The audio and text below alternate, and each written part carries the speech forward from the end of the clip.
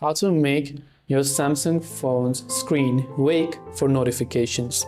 So if you want your screen to awake when your lock screen is off, that you received a new notification on a Samsung Galaxy device, it's fairly simple to customize those. First of all, you open up settings on your Samsung device.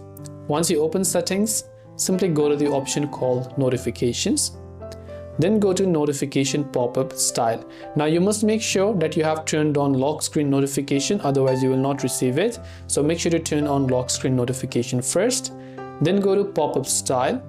Then here you can see the option that says show while screen is off. So you want to simply turn on the toggle that says show while screen is off.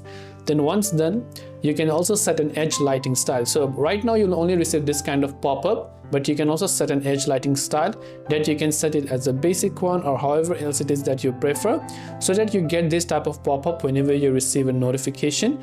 Then you tap the done button. Next time whenever you receive the notification, you will be able to see your screen wake up in an ambient display. I hope the video helped you. If you have got any further questions, feel free to leave them down below. Thanks for watching till the very end, and see you soon in the next video.